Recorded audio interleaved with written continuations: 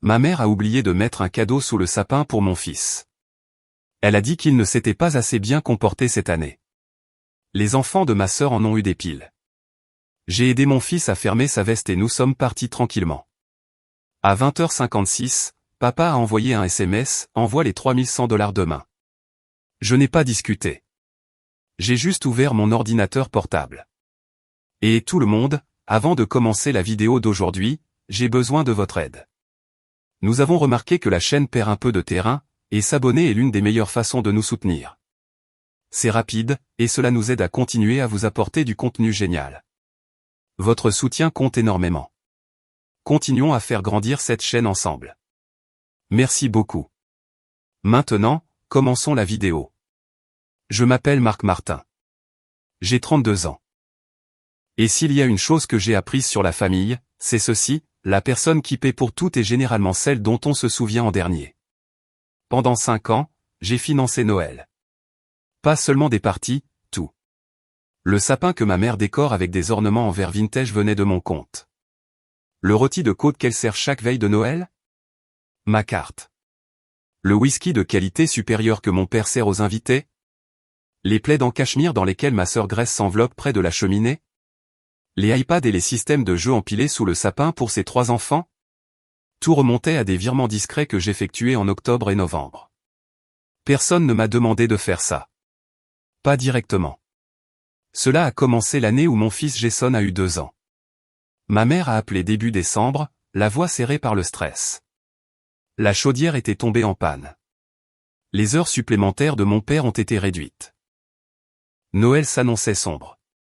Elle n'a pas demandé d'argent. Elle a juste brossé le tableau et a attendu.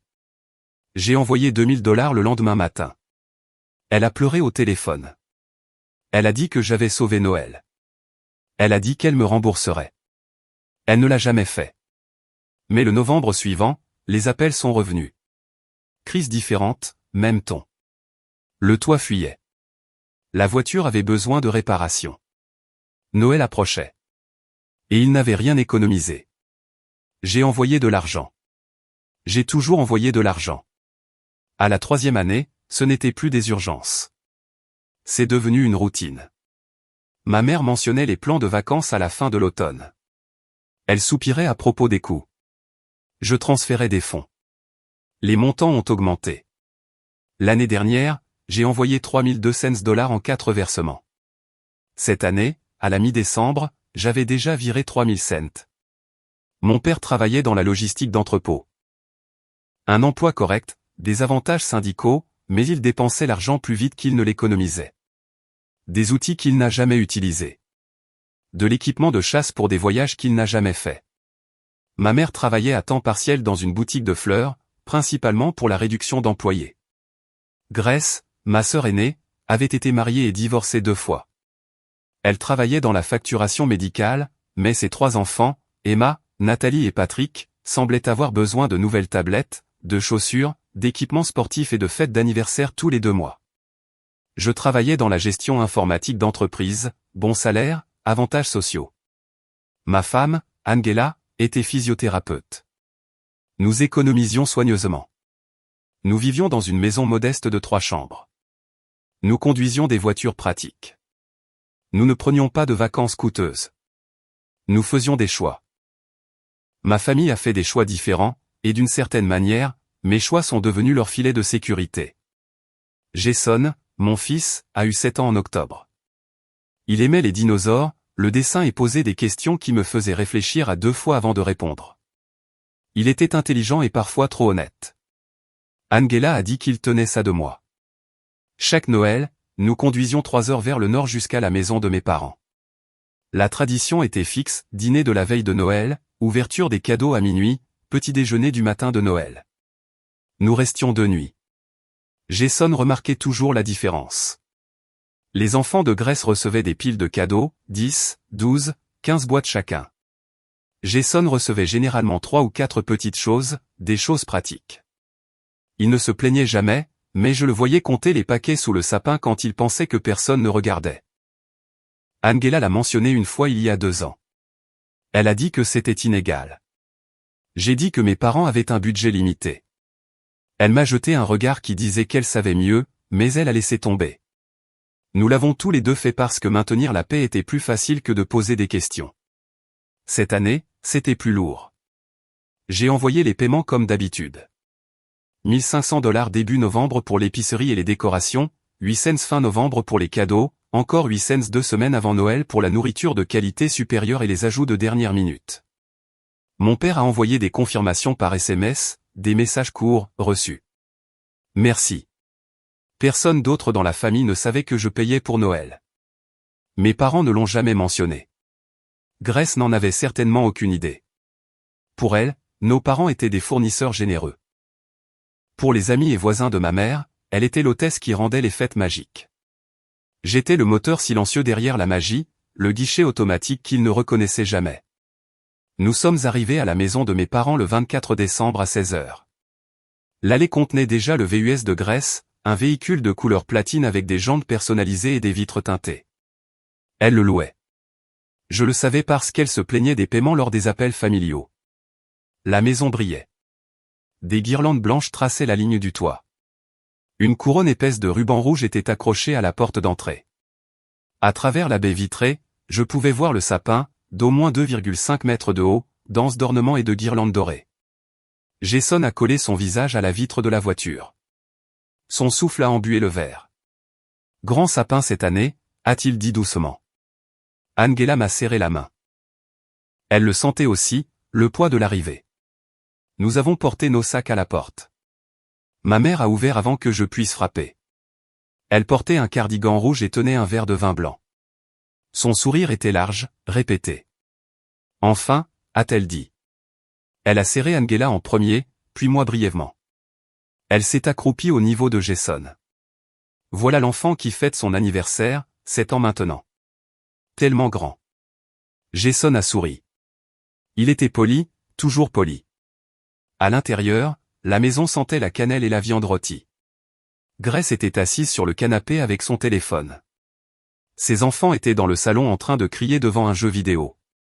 Mon père se tenait près de la cuisine, couteau à découper à la main, inspectant le rôti. Marc, a-t-il dit, sans lever les yeux. Bon voyage? Bien, ai-je dit. Grace a levé les yeux de son téléphone. Vous avez mis le temps. Nous sommes ici depuis midi. Angela a posé nos manteaux sur le porte-manteau. Nous sommes partis juste après le spectacle scolaire de Jason. Grace a haussé les épaules. Elle a repris son défilement. Le dîner était bruyant. Ma mère a servi du rôti de côte, de la purée de pommes de terre à l'ail, des choux de Bruxelles rôtis au bacon, des petits pains frais et une salade de choux frisés que personne n'a touché. Elle a versé du vin pour les adultes et du cidre pétillant pour les enfants. Les enfants de Grace se sont disputés pour savoir qui aurait la place la plus proche du sapin. Jason était assis entre Angela et moi, coupant sa viande en carrés soignés. Mon père a parlé du travail, d'une promotion, d'une possibilité, de nouvelles responsabilités. Il a fait en sorte que cela semble imminent. Ma mère a acquiescé, encourageant. Je n'ai rien dit. Je connaissais son salaire. Je savais que la promotion était discutée depuis 2 ans sans mouvement. Après le dîner, ma mère a apporté le dessert, une tarte aux pacanes, un gâteau au fromage à la citrouille et une tarte au chocolat. Les enfants de Grace voulaient les 3. Ma mère a ri et a servi des tranches généreuses. Jason a demandé un gâteau au fromage à la citrouille. Ma mère a fait une pause.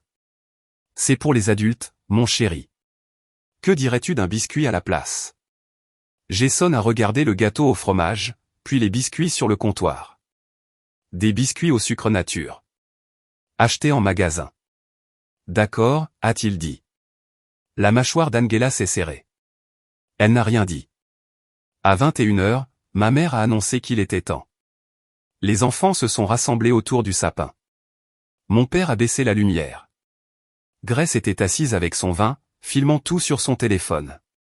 Les cadeaux sont sortis par vagues.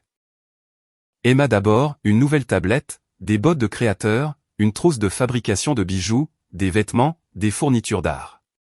Nathalie ensuite, une planche gyroscopique, des écouteurs sans fil, une trousse de maquillage, des livres, encore des vêtements. Patrick a reçu une console de jeu, des figurines d'action, un drone, un ballon de basket, des baskets. La pile autour d'eux a grossi. Du papier déchiré et des rubans recouvraient le sol. Jason regardait. Son expression est restée neutre, mais ses mains serraient ses genoux.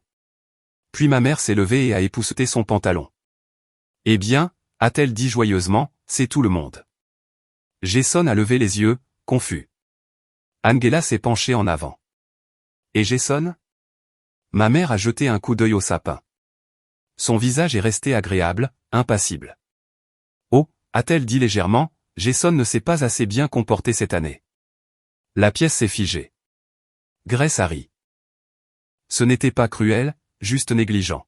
« Eh bien, les enfants doivent apprendre les conséquences, a-t-elle dit, faisant défiler la vidéo qu'elle venait de prendre. Mon père a siroté son whisky. Il ne m'a pas regardé. J'ai senti la chaleur monter dans ma poitrine. Ma gorge s'est serrée. Je voulais demander quel comportement, quelles règles, quelles normes Jason n'avait pas respectées que les enfants de Grace, qui criaient pendant le dîner et se disputaient pour les cadeaux, avaient réussi à respecter.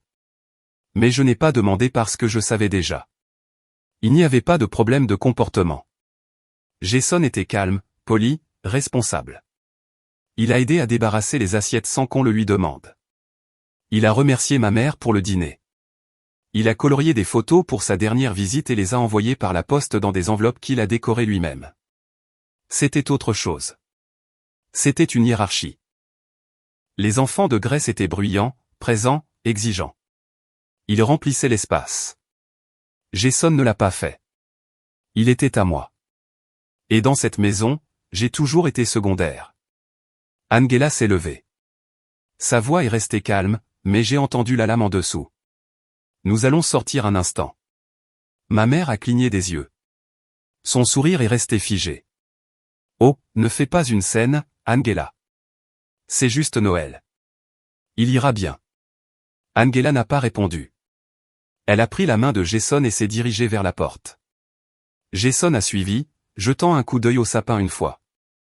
Je me suis levé. Mon père m'a finalement regardé. Marc, assieds-toi. Je ne me suis pas assis. Je suis allé au porte-manteau et j'ai pris nos vestes.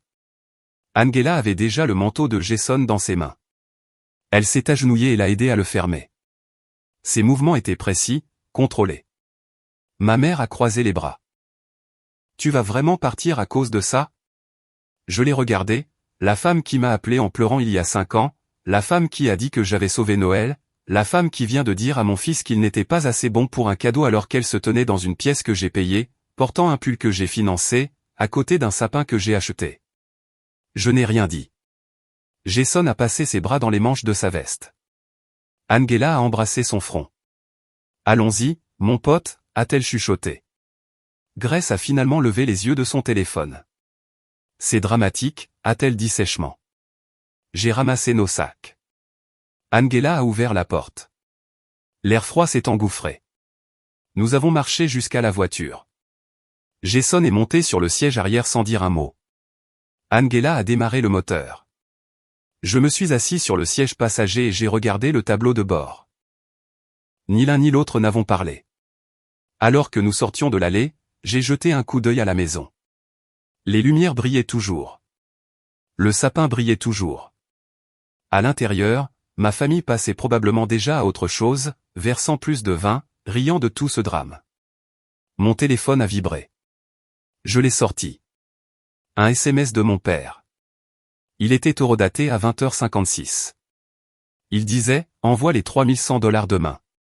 Pas de salutation. Pas de reconnaissance de ce qui venait de se passer. Juste la facture. J'ai regardé le message. Mes mains tremblaient. Angela a vu mon visage. Qu'est-ce qu'il y a, a-t-elle demandé. Je lui ai montré le téléphone. Elle a lu le message, puis elle s'est garée sur le bas-côté. Elle s'est tournée pour me regarder complètement. Qu'est-ce que tu veux faire, a-t-elle demandé doucement. J'ai regardé Jason dans le rétroviseur. Il avait la tête contre la fenêtre. Ses yeux étaient ouverts mais distants. J'ai pensé à 5 années de virement, à environ $32 000 envoyés en silence, à chaque fois que j'ai privilégié leur confort à la confrontation, à l'aide au remboursement hypothécaire que j'ai versé pour qu'ils puissent garder la maison, au paiement de voiture pour que mon père puisse garder son camion, aux primes d'assurance, Aux cartes de crédit que j'ai discrètement couvertes lorsque les minimums arrivaient à échéance. J'ai pensé à mon fils assis sur le siège arrière tenant la vérité que sa grand-mère croyait qu'il ne méritait pas un seul cadeau. Je veux rentrer à la maison, ai-je dit. Angela a hoché la tête. Elle a repris la route. J'ai ouvert mon sac d'ordinateur portable. Je construisais quelque chose depuis des années sans le savoir, des preuves, des relevés, des preuves de chaque dollar que j'ai envoyé, chaque virement noté, chaque confirmation enregistrée. Je les ai conservés parce que je croyais à la documentation, parce que j'étais prudent, parce qu'une partie de moi a toujours su que ce jour pourrait arriver, le jour où j'aurais besoin de me défendre ou le jour où j'aurais besoin de partir avec certitude. Nous avons roulé en silence. L'autoroute s'étendait sombre et vide devant nous. Des lumières de Noël clignotaient sur les maisons que nous croisions, des familles à l'intérieur au chaud et inconscientes. Le reflet de Jason dans le rétroviseur est resté immobile. Il regardait par la fenêtre vers le vide. Je me demandais à quoi il pensait, s'il comprenait ce qui s'était passé, s'il s'en voulait. Je lui dirai demain. Je lui dirai la vérité, que ce n'était pas à cause de lui, qu'il était bon, qu'il était suffisant, que l'échec était le leur, pas le sien. Mais ce soir, nous avons juste roulé. La main d'Angela a trouvé la mienne à travers la console. Elle a serré une fois. J'ai serré en retour. La route a tourné. La voiture a ronronné, et dans mes genoux, le sac d'ordinateur portable me semblait plus lourd qu'il ne le devrait parce que je savais ce que j'allais faire. Nous avons roulé en silence pendant 20 minutes avant que je ne parle. Arrête-toi à cette aire de repos, ai-je dit. Angela a signalé et a quitté l'autoroute. L'aire de repos était presque vide, quelques camions tournant au ralenti dans le stationnement éloigné, des lumières suspendues projetant des flaques jaunes sur le trottoir. Elle s'est garée.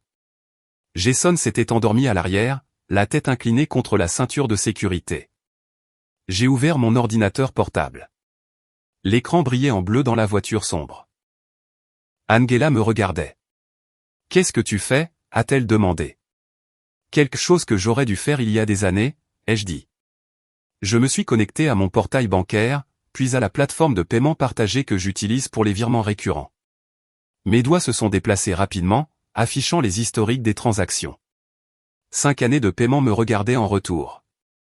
Chaque virement catalogué, chaque note que j'ai laissée, aide hypothécaire, paiement de voiture, fonds de vacances, services publics, urgence médicale, rattrapage d'assurance, 32 478 $. J'avais conservé des relevés, pas intentionnellement au début, mais avec le temps, j'ai commencé à suivre, à noter les dates, à enregistrer les confirmations. Je me suis dit que c'était juste une bonne pratique financière. Maintenant, j'ai compris, j'avais construit des preuves. Angela s'est penchée pour voir l'écran. Tout ça est à toi, a-t-elle chuchoté. Tout, ai-je dit. Elle s'est redressée, sa main couvrant sa bouche.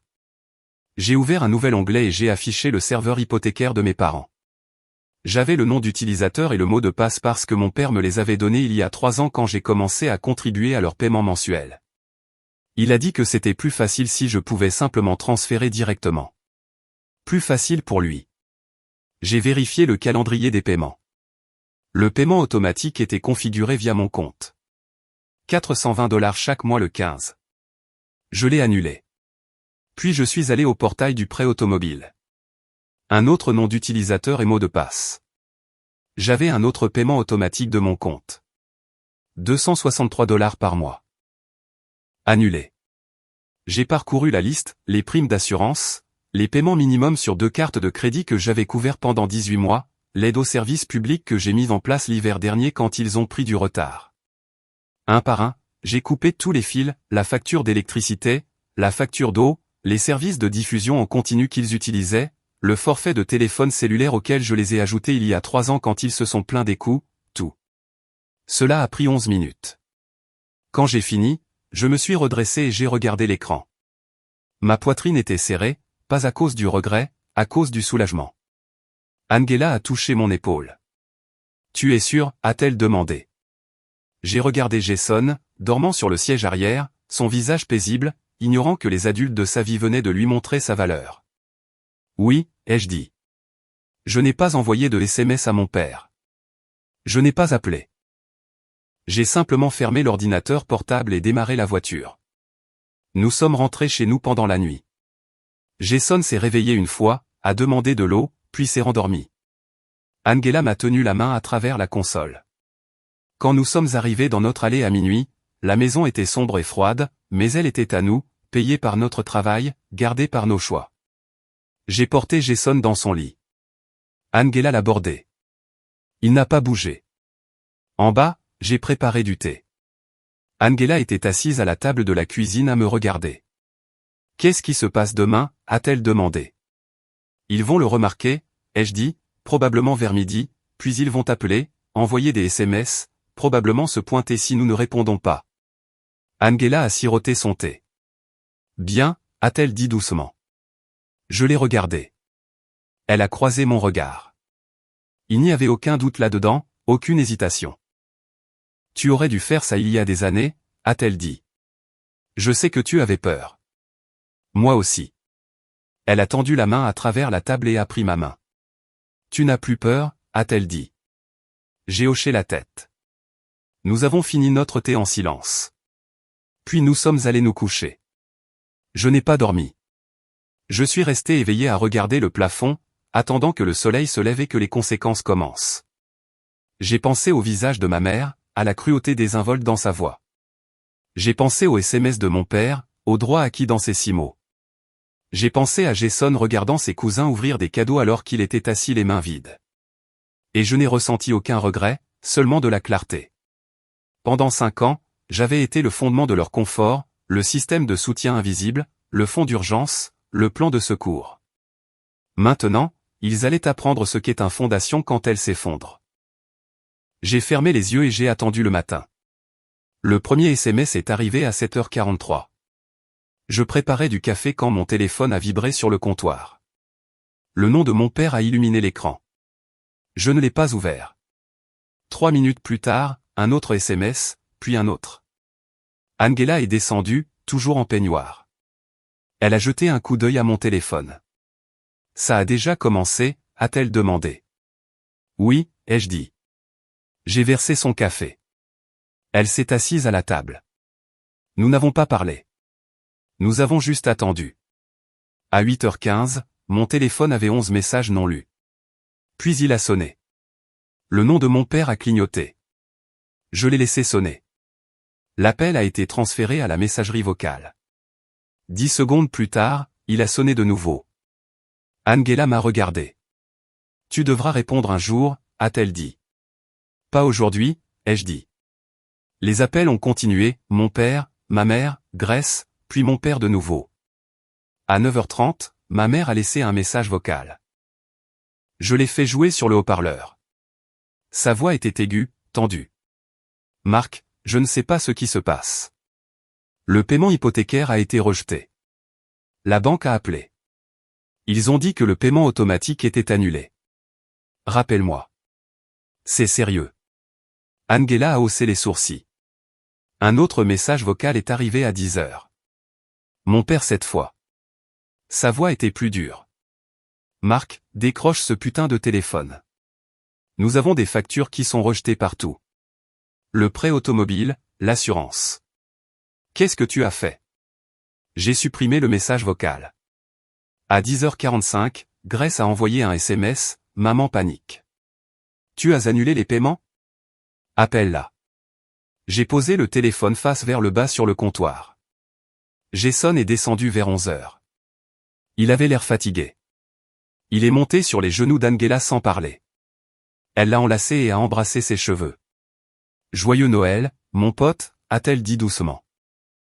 Il a hoché la tête contre son épaule. Nous avons passé la matinée tranquillement. Nous avons ouvert nos cadeaux.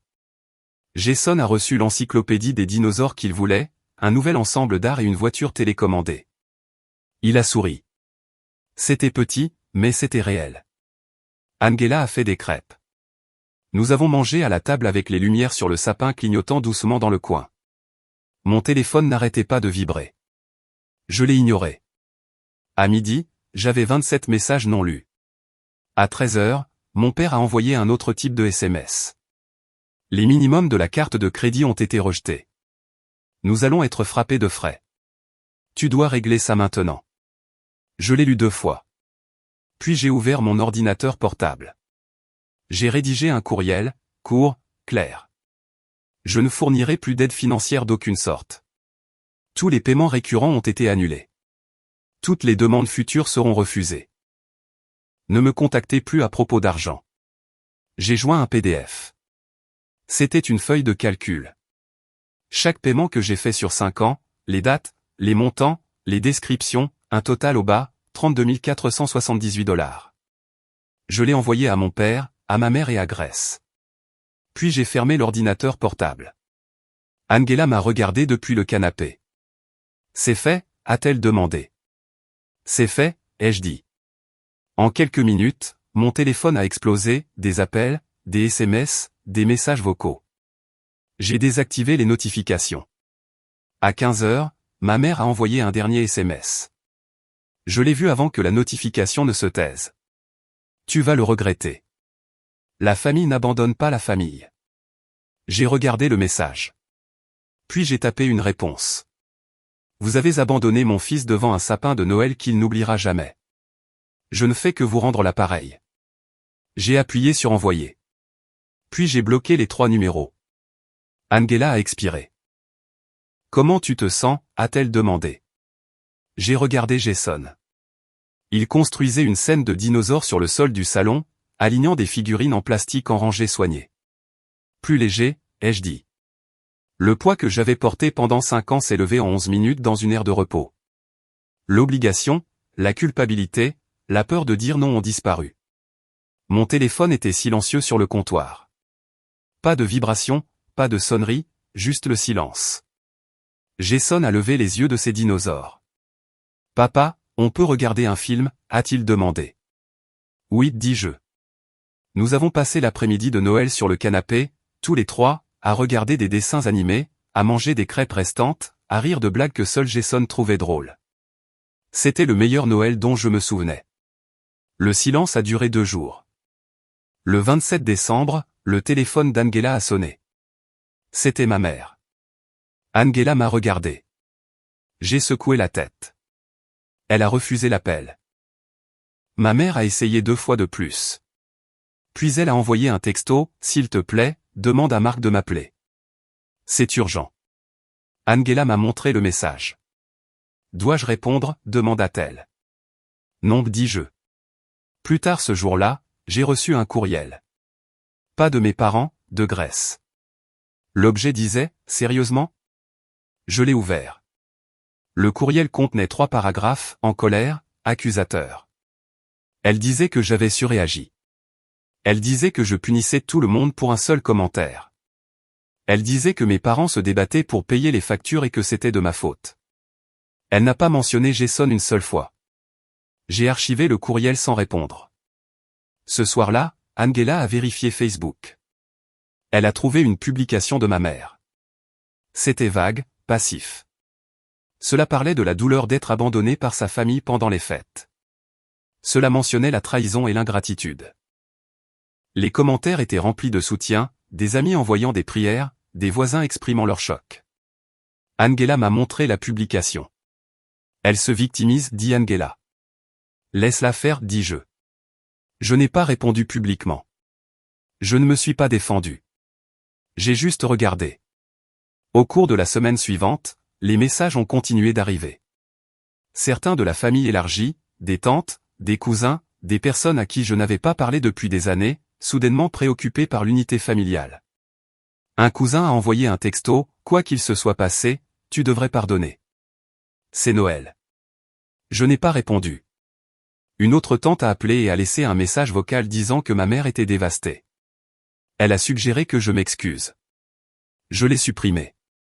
Le soir du Nouvel An, mon père a envoyé un courriel. Le ton était différent, mesuré, presque formel. Il a dit qu'ils avaient des difficultés. Il a dit que les paiements manqués avaient entraîné des frais de retard et des pénalités. Il a dit que le service hypothécaire avait envoyé une lettre d'avertissement. Il a dit qu'ils avaient besoin d'aide. Il ne s'est pas excusé.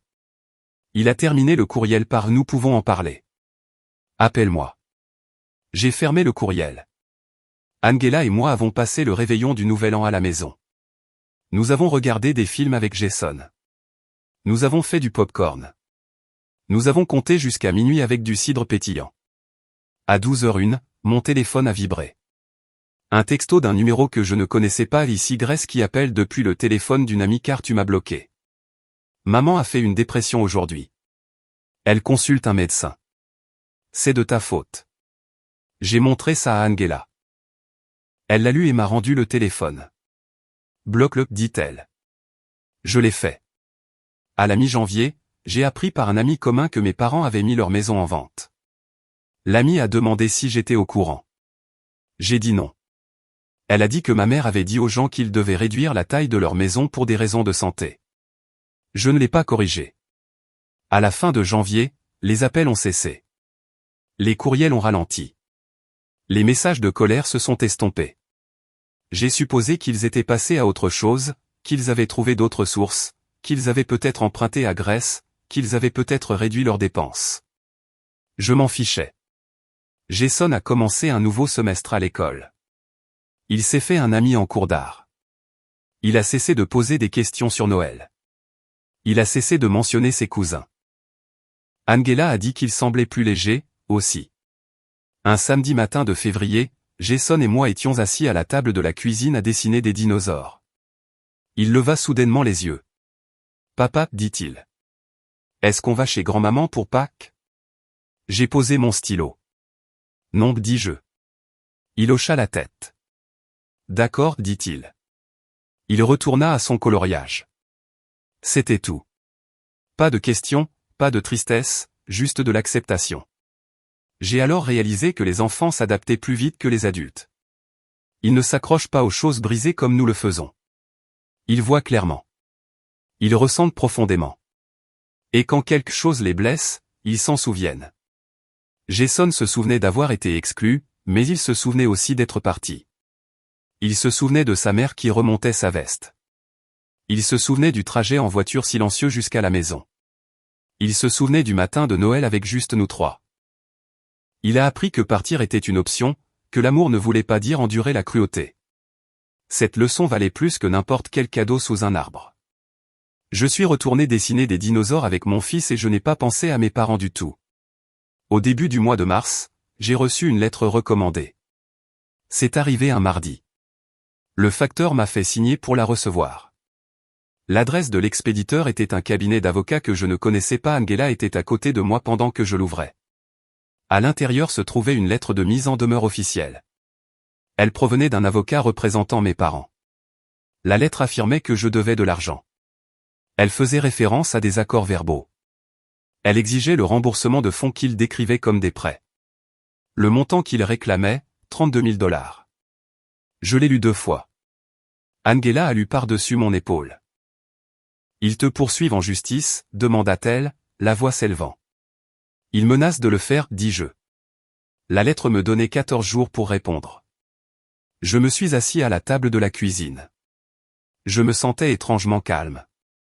Angela faisait les 100 pas. « C'est fou » dit-elle. Ce n'étaient pas des prêts. C'étaient des cadeaux.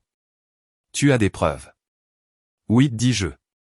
J'ai sorti mon ordinateur portable et j'ai ouvert mes dossiers. Chaque transfert que j'ai effectué comprenait une note, aide au remboursement hypothécaire, fonds pour cadeaux de Noël, réparation d'urgence de voiture. Aucun d'eux ne disait prêt. Aucun ne faisait référence à des conditions de remboursement. J'avais aussi des textos, 5 ans de textos, des messages où ma mère me remerciait, des messages où mon père confirmait la réception. Pas un seul ne mentionnait me rembourser. J'ai appelé une avocate le lendemain matin, une spécialiste du droit de la famille qu'Angela a trouvée par le biais de sa clinique. Elle s'appelait Suzanne Torres. Elle était directe et efficace. J'ai expliqué la situation. Je lui ai envoyé la lettre de mise en demeure.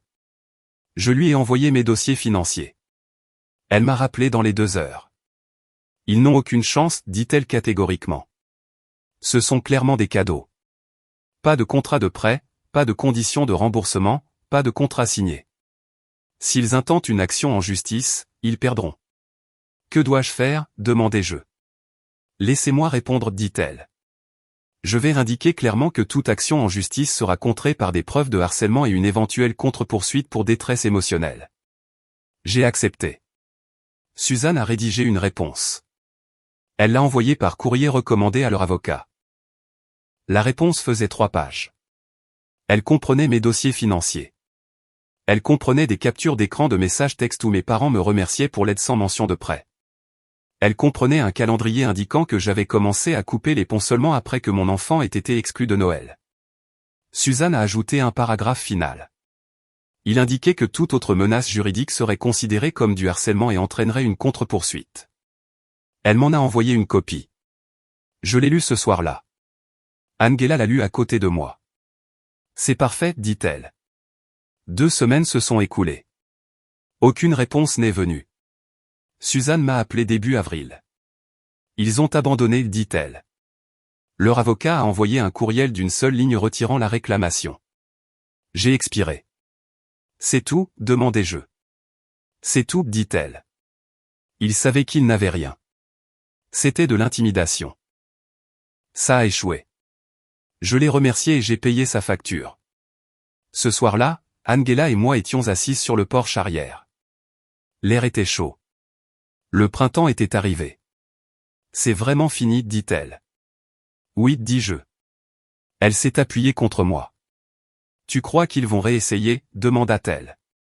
Non, dis-je. Ils savent que j'ai des preuves. Ils savent que je vais me défendre. Ils vont passer à autre chose. Vers qui, demanda-t-elle. Je ne sais pas, dis-je. Et je m'en fiche. Nous sommes restés assis en silence à regarder Jason jouer dans la cour. Il creusait un trou près de la clôture, à la recherche de fossiles qu'il imaginait être enterrés là. Angela me serra la main. Tu as fait ce qu'il fallait, dit-elle. Je sais, dis-je. Pour la première fois depuis des années, je le croyais. La menace juridique était leur dernière tentative de contrôle, leur dernière manipulation, et elle a échoué parce que j'avais fait quelque chose qu'ils n'avaient jamais prévu, j'ai conservé des registres. J'ai tout documenté. Je me suis protégé, non pas parce que j'avais prévu de l'utiliser contre eux, mais parce qu'une partie de moi a toujours connu la vérité, que leur gratitude était conditionnelle, que leur amour venait avec des factures, que la famille pourrait signifier obligation sans réciprocité. Je le savais et je m'étais préparé. Maintenant, c'était fini. La dette qu'ils ont inventée, la culpabilité qu'ils ont transformée en arme, le pouvoir qu'ils détenaient, envolé. J'étais libre. En été, le silence est devenu normal. Pas d'appel, pas de texto, pas de visite surprise. Mes parents ont vendu leur maison en mai. Je l'ai appris grâce à la même amie commune. Elle a dit qu'ils avaient emménagé dans une location plus petite de l'autre côté de la ville. Elle a dit que ma mère semblait fatiguée. Je n'ai rien ressenti quand je l'ai entendu. Grace m'a retiré de ses amis sur les réseaux sociaux. Je l'ai remarqué un jour en faisant défiler l'écran, son profil avait disparu de ma liste. Je n'ai pas envoyé de demande d'amis. Jason a terminé sa 2e année. Son professeur a dit qu'il s'épanouissait. Il a gagné un prix pour une affiche de dinosaure qu'il a réalisée. Il a souri sur la photo qu'ils ont prise lors de la cérémonie. Angela et moi avons commencé à planifier des vacances, rien d'extravagant, une semaine dans un chalet dans les montagnes, randonnée, pêche, calme. Nous avions l'argent maintenant. L'argent qui disparaissait autrefois sur le compte de mes parents était assis dans nos économies. Nous l'avons vu grandir. À la fin du mois de juin, j'ai emmené Jason dans une librairie. Il a choisi 3 livres sur la paléontologie. À la caisse, il leva les yeux vers moi. Papa, dit-il. On peut prendre une glace après? Oui, dis-je. Il sourit. Nous nous sommes assis devant le glacier à manger des cornets au soleil. Jason parlait de dinosaures, de sites de fouilles, de fossiles qu'il voulait trouver un jour. J'écoutais. Je ne pensais pas à mes parents. Je ne pensais pas à Noël. Je ne pensais pas aux années que j'ai passées à financer le confort de quelqu'un d'autre tout en négligeant ma propre tranquillité. J'ai juste écouté mon fils. Ce soir-là, Angela et moi étions assises à nouveau sur le porche. C'était devenu notre rituel, l'air du soir, une conversation tranquille. Il te manque, demanda-t-elle. J'y ai pensé honnêtement. Non, dis-je. L'idée qu'il représente me manque, la famille que je voulais qu'il soit. Mais la personne qu'ils sont réellement ne me manque pas. Elle hocha la tête. Jason ne pose plus de questions sur eux, dit-elle. Je remarque, dis-je. C'est bien ou mal, demanda-t-elle. C'est honnête, dis-je. Il sait ce qui s'est passé. Il sait qu'ils l'ont blessé. Il n'a pas besoin de faire semblant que ça ne s'est pas passé. Angela posa sa tête sur mon épaule.